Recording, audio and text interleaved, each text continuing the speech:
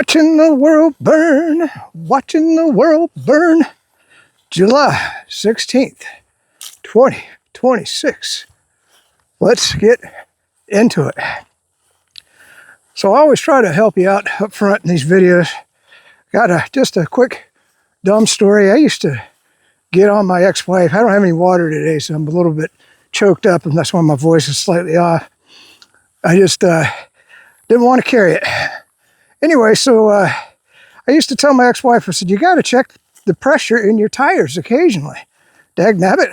Because she would let them get down. I'd get in her car and I'm like, I'd look in the check tire light is on or whatever.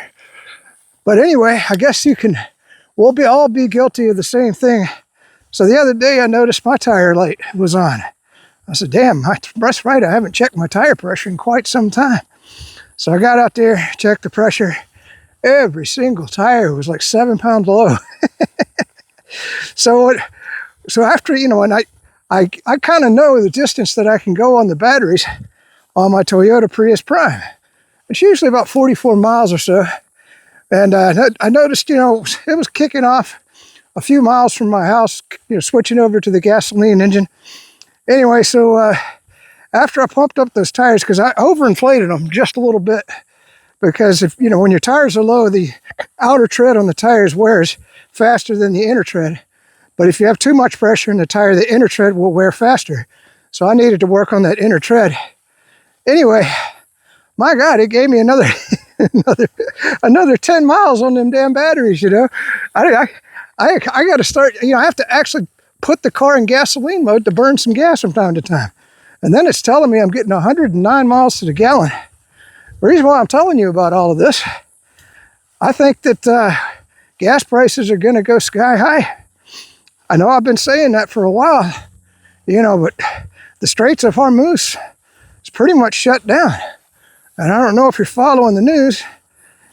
Saudi Arabia, and by the way, this is somewhat confirmed. A lot of people are saying that maybe this was a false flag, that it was Israel that bombed Saudi Arabia. But no. Some people have confirmed, or it was Saudi Arabia. Not that bombed Saudi Arabia, Yemen. That bombed Yemen. If you didn't know, there was a Iranian civilian flight that was going to land in Yemen, and the Saudis sent a jet, and they blew up the runway where the plane was going to land. And the pilot was a damn good pilot, so he diverted to a runway that had just gotten finished in another place in Yemen. How in the hell he knew where that runway was? And he was able to land there. But anyway, so Yemen, they fired on Saudi Arabia and they hit an international airport and I want to say a military base airport. So they 2 for 1.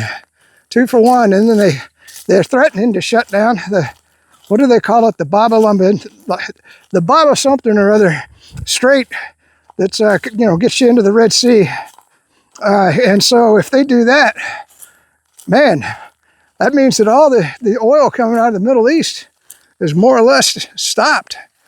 And that's not, it's not just the oil. You got to remember that that's fertilizer, that's helium, that's sulfur, all the things that we need for a lot of different things. So a lot of people, I had a video, I was going to put it up front, but I couldn't do it. This guy's dressed in a Marine Corps outfit, but you don't know if he was a Marine. If he was, he's not a Marine no more. But he called Trump the Antichrist and said he needs to die. And I can't put that up front. I do believe Trump may be the Antichrist, but I'm certainly not going to call for the death of my president. No way, no how. Hopefully he'll just be impeached in about a year and we'll get rid of him that way. But in the meantime, I think he might get the record. We got Fauci who killed, well, probably millions of people. And then you've got, who else was there? Then, of course, we got Lindsey Graham, who's the biggest proponent of war, probably responsible for over 1 million deaths. And then, of course, we got the genocide going by Israel in Gaza and Lebanon. I thought that was really bad. But they're saying the shortages on the fertilizer, that 1 billion people or more may die of starvation around the planet because Trump went back to war with Iran. So that would make Trump the biggest mass murderer that I can recall in the history of the world, I think. I mean, Stalin, he killed over 1 million people, I believe it was. That's what I believe that's the number. Of course, 25 or 27 million died, during the World War II in Russia. And you could say that Stalin was responsible for a lot of those deaths because those were human wave attacks, and the Germans just mowed them down. And I'm sure that Stalin had people in the back that would shoot them if they, just like in Ukraine, if they turned around. They could either fight the Germans or fight their way back to the lines and probably not make it. So you could look at it, Stalin, he's up there in one of the record categories. All right, so enough on that. I got a video here. Don't take my word on the gas stuff. This is Chris Martin's. Now, you might say, why do I keep playing his videos? Well, he was the one back in 2020 that clued me in to the whole COVID virus. And he was the first to bring to light that he had studied the virus, and he said it was artificially created in a bioweapons lab because he was a geneticist. And he said because of a splice into the virus. I guess was COVID a virus? I think it was, wasn't it? Yeah, I think so. But it was. He said because he studied it, and he said there's a splice in it. So the guy's smarter than hell. And so now he's running peak prosperity. You might go over there, take a look at what he has to say. But let's watch that video now. Russian refinery throughput, according to Alexander Style, has now collapsed to 2.8 million barrels per day from 5.1 million barrels per day in 2022. Their largest refinery is the Omsk, was severely damaged, though not quite yet fully offline. He writes here, gasoline, diesel, and jet shortages are now emerging simultaneously, with multiple crude distillation units, or CDUs, knocked out across the refinery system. There is no quick path to restoring refining capacity. Sustained product imports are becoming Russia's only viable medium-term solution. Good luck with that. Belarus's Mozyr refinery is the Kremlin's best hope for securing up to 90,000 barrels per day of gasoline and a bit of jet and diesel, but it sits just across the Ukrainian border and is itself an obvious strategic target. So let's keep an eye on that as we go forward. This is profound. Russia has now turned from a massive net exporter of diesel, jet fuel, and gasoline, and is now becoming an importer. It's no longer creating supply for the world, it's now creating demand for those products. And this is intense. Russia just a couple days ago announced that it's completely banning diesel exports after the refinery attacks. They say down in the Bloomberg takeaway down there, the decision could further squeeze global fuel markets. You think? Could. No could about it. Global fuel markets are already pretty tight. After this announcement, after the attacks that just happened, look at what happened this morning on July 10th. Diesel, its so-called crack spread, the price of a refined barrel of diesel shot up another $10 just in a matter of hours. Diesel now costs pretty much close to 100% above the price of a barrel of oil. It's higher than that. There's so much more to unpack here. Head on over to peakprosperity.com for the full story, premium insights, and an incredible community discussion. See you there. All right, there you go. I haven't been reporting on the Ukraine war enough. I got a video by Vladimir Putin. I know, you're a Putin lover, man. You're a Putin lover, is that cybersecurity guy? I do like Putin. I think that he's a very level-headed leader. He certainly has brought Russia from the 90s where they were, basically in a Great Depression, more or less. And now their economy's doing well. They're winning the war against Ukraine without bankrupting their economy. But this is... И обслуживать интересы США. Ведь помните, как-то про одного, не буду сейчас фамилии называть, про одного из бывших премьер-министров Великобритании, своя собственная пресса писала, называла его пуделем президента Соединенных Штатов. Ну разве не обидно? Но вот в таком же обидном положении по факту жизни находятся почти все руководители европейских государств. Только сказать об этом не могут. Но неприятно говорить об этом, стыдно. А здесь вот агрессия со стороны России, единый общий враг. Очень удобно здесь объединяться и обслуживать интересы США. But, as you could see from Martinson, because of the war, they're not exporting. So that's another choke point for the gas and everything. So I always keep telling you what I'm doing. I made another Walmart run today. So I'm still stocking up. I got so much damn food in my refrigerator.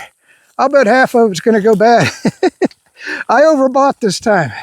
Man, I got one of those rotisserie chickens. A buddy of mine, I was buying you could buy a whole chicken for $9 and cook it in the oven. But it takes a long time. You got to cook it for like an hour. And I mean, you baste it and you got to put spices on it. Whereas if you just get a rotisserie at Walmart, it was only like $7. That was a lot of chicken meat. I pluck them things down to the bone, and then of course they stink when you put them in the garbage. But you certainly do get a lot of meat for a really cheap price. Although I'm sure it's probably full of hormones and everything else. It's not the chicken that I cook in the oven is organic, and I think that just means they got a bigger cage, and I'm not sure if that means they don't get the hormones and all that stuff. Anyway, sorry I got off on a tangent there. So we got a number of videos.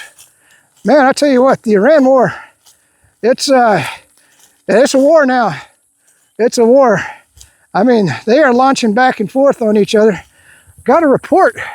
I haven't cross-referenced it with multiple sources, but it came from Syed, who is a very trusted source in Iran. He said, we just bombed a children's hospital. I also have a video. I'm going to play this to you again. This is the Tomahawk smashing into that girls' school that killed 160 girls day one of the war. Let's watch that video. Ooh.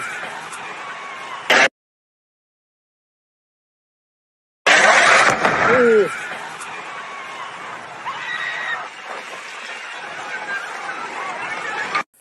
All right, so that's that. I don't know if there is a video yet of the girls, the children's hospital getting bombed. It seems like we'll just kill everything. Us in Israel. I don't understand it. Seems like there's no rules anymore to the United States. And then, of course, Trump comes out and says, they're begging. How many times are the American people going to believe Trump when he says that he's talking to Iran and that they're begging for a deal? He's been saying that for 4 months and American people still believe him. No, you're not talking to Iran, people. That's a damn lie. Trump is the greatest liar on the history of planet. That's why he could be the Antichrist, because in the Bible it says the Antichrist, will lie and make people believe him. And that's what Trump's very, very good at. So anyway, let's watch some of the videos coming out from mostly from the Iran side, because the American side they suppress all video coming out. But these are targets getting hit in Kuwait, Bahrain, mainly. Some of the missiles taken off. I'm just gonna put them all together right here. Let's watch a few of those right now.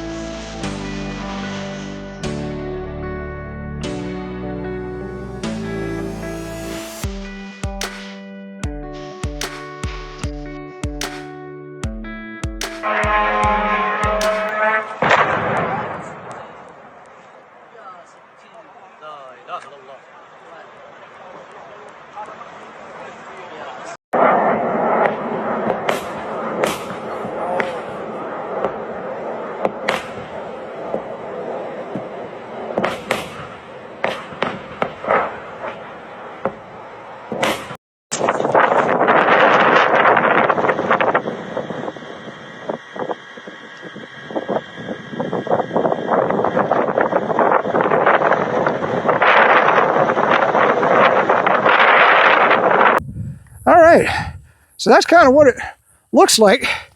And then, of course, I'll get back on my box. 13's dead, soldiers my ass. 13 dead, soldiers my ass. You know, supposedly, now Iran's claiming they took out, because we brought in the HIMARS this time, and they were launching from Bahrain and Kuwait. And Iran says that they've knocked those HIMARS out. Well, there's a lot of soldiers that man those HIMARS batteries. And if they were there near or, you know, basically manning those batteries, they're all dead now. So 13 dead, soldiers my ass. 13 dead, soldiers my ass. There's another one now where Iran said they hit a hangar. I think I got either a picture or a video of that. We'll put that right here.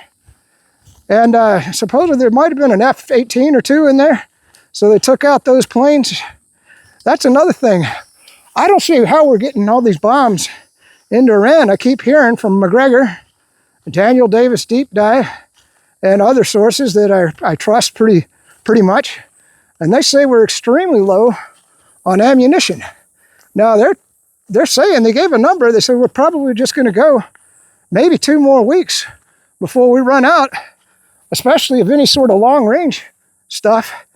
And the planes, from what I understand, Iran's got air defenses, so the planes can't really get over top of Iran to bomb everything. So I don't know. It seems to me this thing can't go on but another month or so. And then, of course, you got these idiots like General Kellogg that, you know, says we're going to go in and take Craig Island, or, you know, how in the hell are you going to do that? You know, you can't get a ship through the Straits of Hormuz. Now, one thing I wish I could find, and I might ask the AIs when I get home, we're going to talk about AIs here in just a second, is I would love to get a film of, you know, a boat sailing through the Straits of Hormuz, because I want to see these cliffs. You know, the way I picture it from what people have described, you know, if you've ever been to Pictured Rocks in Michigan, and you stand on the edge and you're looking down at the Lake Superior, I mean, it goes way, way down. And then, of course, if you've ever been to Portugal, they got those cliffs. I wonder if that's what it looks like, because there's supposed to be mountains right there on the Straits of Hormuz. Well, I'll give you a little story if that's true.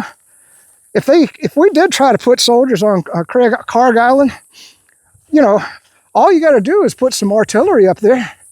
You know, if you remember in the Vietnam War, I think it was the French. This was before we were heavily involved, but the French had a base. It was in a kind of a valley, okay, and around that valley was all of these. I don't want to say mountainous territory, but, you know, very well, you might as well, you know, hilly, okay, you know, basically like half as high as maybe a mountain, okay. And so they settled in at the bottom there, which is incredibly stupid. But they felt safe because they said, no way anybody can get artillery up on those mountains. Well, guess what? The North Vietnamese, I don't know how they did it. I mean, they had to push that artillery up the side of a mountain, and they got it up there. And then one day, they lit up the French and wiped them out with that artillery, because there was nothing the French could do. And after that, the French left Vietnam and we took over. So that's just a little story for you. So if Iran is shooting down from those cliffs with artillery, anything on that island is going to get killed if we even manage to get to the island. What I'm saying is I don't think you can get to the island, because they would blow it up, because you got to go through the Straits of Hormuz to get there. Anyway, daggone it, get out my box. I didn't want to talk about the Iran war because my last video was all about it. We'll finish off with a couple more videos that I've got, and I guess that's about it. if I think of something else, we'll get a nature video. Peace out, stay free, and stay frosty. Last year when I came to Iran, I got to meet members of the 10,000 strong Jewish community who live as a protected minority under the Islamic Republic. I prayed with them in Isfahan. I interviewed their leadership.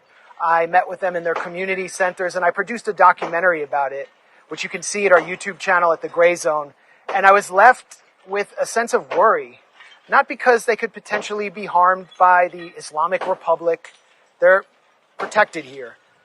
But because Israel cannot allow a stable, prosperous Jewish community to exist in the Islamic world, because it defeats the whole logic of Zionism, which mandates the establishment and maintenance of a fortified Jewish sanctuary in historic Palestine.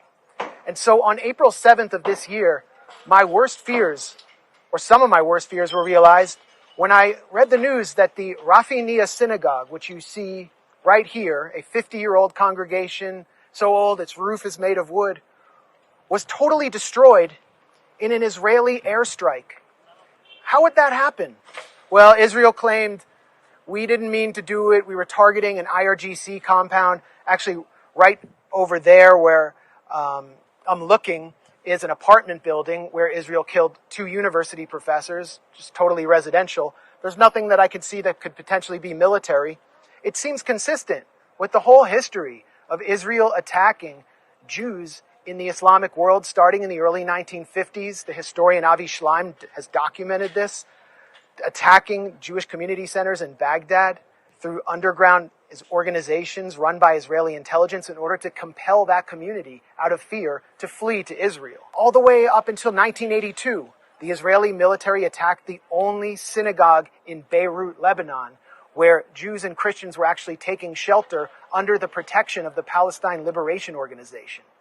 It was actually rebuilt in the mid-2000s with the blessing of Hezbollah.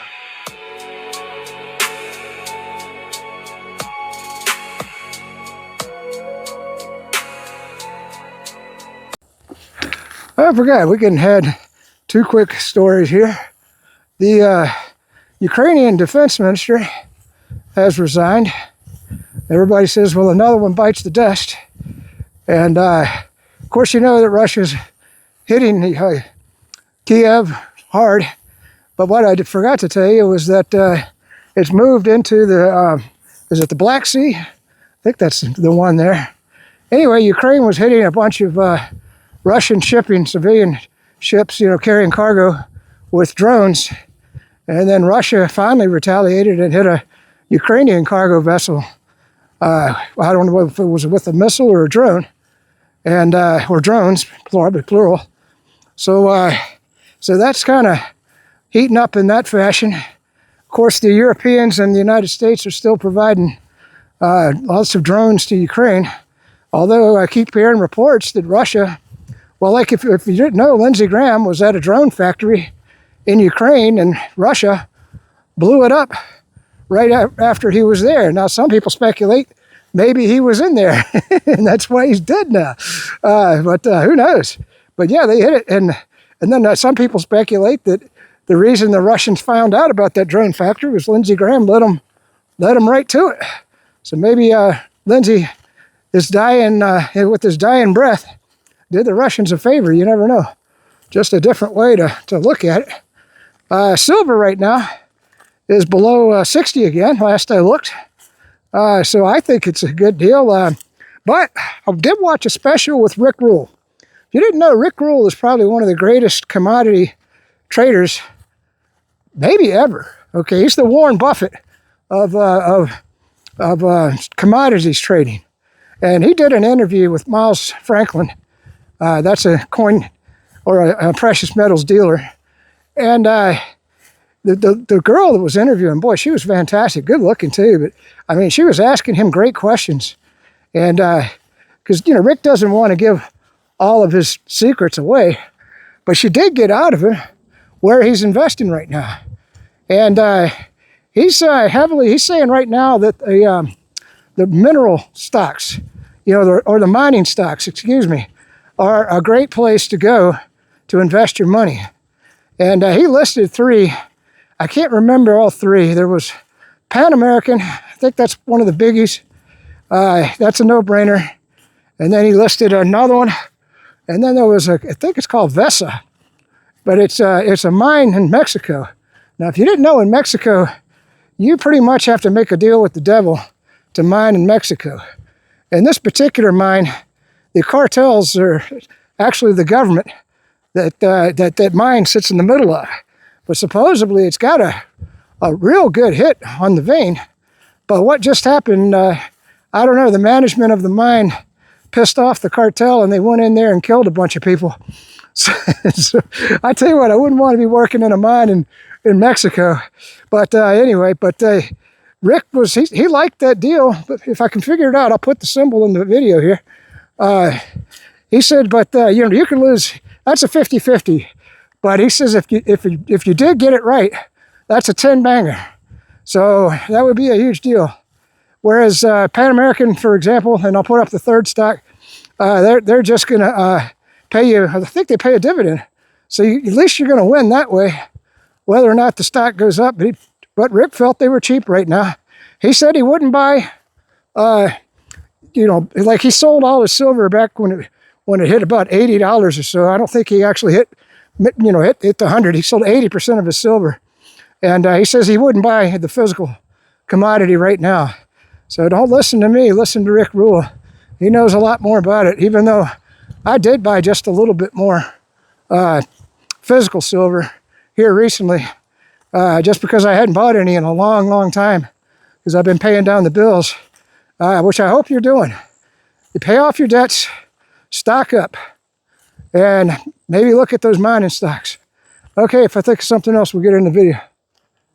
What you see behind me is the wreckage of the volleyball and wrestling facility of Azadi Stadium in Tehran. It was destroyed on March 5th of this year during Operation Epstein Fury by 4 U.S. missiles.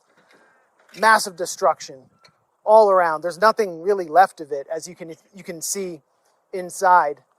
And I actually managed to talk to a local wrestler who has competed in this stadium. And I said, why would the U.S. do this? It's obviously not a military target. And he said, because it was a wrestling facility where international competitions were held.